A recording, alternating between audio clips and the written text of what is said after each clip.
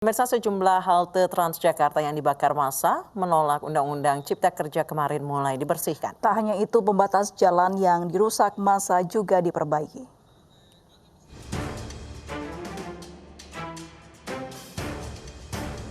Pasca unjuk rasa penolakan Undang-Undang Cipta Kerja, sejumlah fasilitas umum di Jakarta mulai dibersihkan. Salah satunya yakni halte bus Transjakarta Sarinah yang rusak setelah dibakar massa. Sejumlah petugas Transjakarta membersihkan bagian bangunan yang tersisa.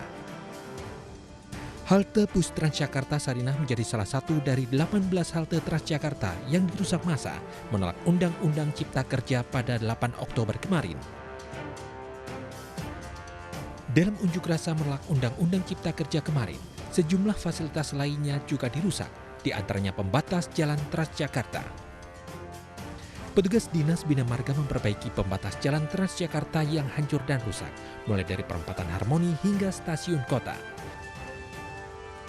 Proses perbaikan pembatas jalan membuat jalur Transjakarta ditutup dan tidak dapat dilalui untuk sementara waktu.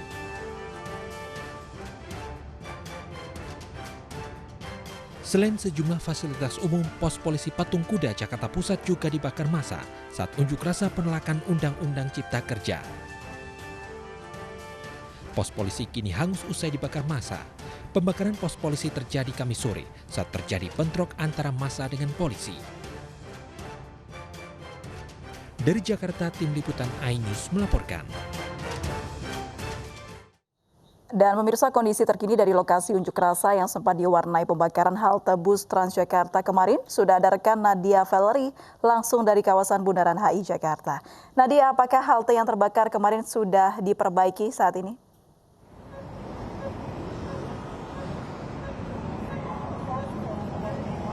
Ya, April, Anissa, dan juga pemirsa, hingga sore hari ini tidak terlihat adanya aktivitas baik untuk proses perbaikan maupun proses pembersihan puing-puing dari halte Transjakarta Tosari, Jakarta Pusat, yang mana ini merupakan salah satu dari 20 halte Transjakarta yang telah dirusak massa dalam aksi unjuk rasa berujung anarkis dalam demo menolak Undang-Undang Cipta Kerja Kamis malam kemarin.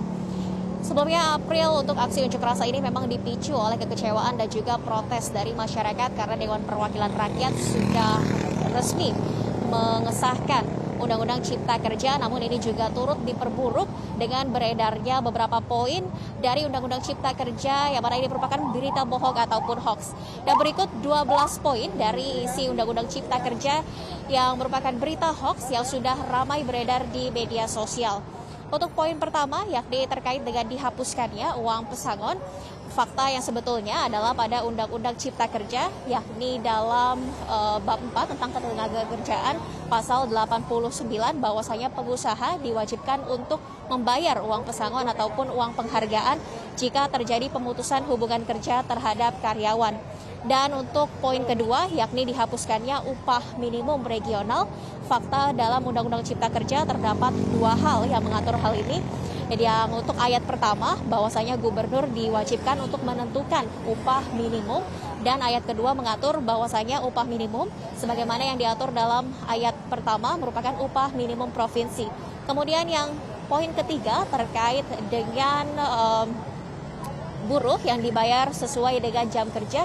Ini pun tidak ada ketentuan tersebut dalam Undang-Undang Cipta Kerja, bahwasanya dalam bab ketenagakerjaan buruh tetap dibayarkan sesuai dengan ketentuan waktu ataupun hasil. Dan terkait poin keempat, yakni dihapuskannya hak cuti dan juga tidak adanya kompensasi.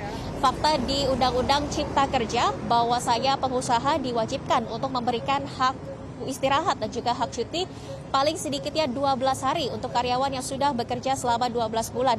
Dan untuk cuti panjang akan diatur sesuai dengan ketentuan di perusahaan. Kemudian poin kelima, yakni terkait dengan outsourcing seumur hidup. Fakta di Undang-Undang Cipta Kerja bahwasanya karyawan ataupun pekerja dapat menjadi karyawan di perusahaan alidaya. Dan juga masih ada 7 poin lainnya yang merupakan berita bohong ataupun hoax, diantaranya yakni tidak adanya karyawan tetap, pemutusan hubungan kerja secara sepihak, ataupun juga tenaga kerja asing yang bebas masuk. Ya, demikian beberapa poin terkait dengan berita bohong ataupun hoax Undang-Undang Cipta Kerja. Kembali ke studio, April, Anissa. Nadia Valery melaporkan dari Bundaran Hotel Indonesia Jakarta. Dan pemirsa.